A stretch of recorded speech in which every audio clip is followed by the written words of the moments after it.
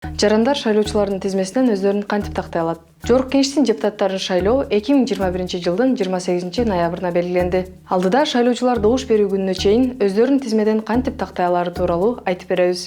Шайлоочулардын укуктарын ишке ашыруу, өздөрү жөнүндө маалымат менен тааныштыруу жана добуш берүүнү ишке ашыруу үчүн ар бир шайлоо участогунда шайлоочулардын бирдиктүү тизмеси түзүлөт. Бирдиктүү шайлоо округу боюнча шайлоочулардын тизмесине добуш берүү күнү активдүү шайлоо укугуна ээ болгон жана биометрикалык каттоодон өткөн жарандар киргизилет.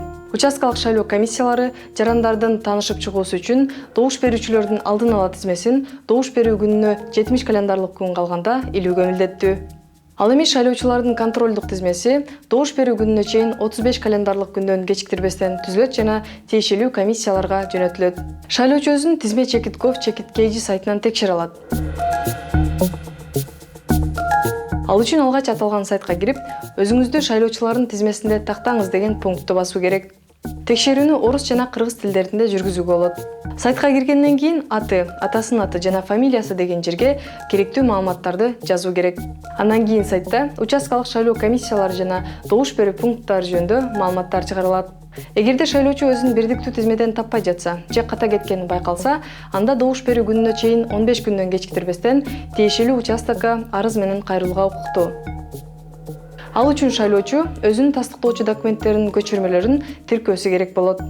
Бул учурда шайлоочу биометрикалык идентификациядан өтөт. Мындан сырткары шайлоочу 119 номерине чалуу менен тиешелүү суроолоруна жооп ала алат. Алдыдагы парламенттик шайлоодо жаран паспортто катталган дареги боюнча гана добуш бере алат. Буга чейин номер 2 формасы менен добуш берүү мүмкүн болсо, 2020 жылдагы парламенттик шайлоодон кийин добуш берүүнүн мындай жолу алынып салынган. Эске салсак, 4 октябрдагы парламенттик шайлоодо убактылуу жашаган жеринен добуш берүү үчүн 490 миңге жакын жаран номер 2 формасын алган. Коомчулукта мындай ыкма добуш сатып алууга шарт түзөт деген нааразычылыктарды жараткан. Ошондуктан номер 2 формасы менен добуш берүү жокко чыгарылган болчу. Эми номер 2 формасы менен добуш берүүнү чет өлкөдө жүргөн кыргызстандыктар гана колдоно алат. Мисалы, шайлоочу Талас облусунун тургуну болуп, бирок Бишкек шаарында жашаса да, өзүнүн туулуп өскөн жерине барып гана добуш бере алат. Белгилей кетсек, парламенттик шайлоого 1300дөн ашык талапкер партиялардан жана бир мандаттуу округдардан ат салышып жатат. Ал эми 21 партия шайлоого катышуу укугуна ээ болгон.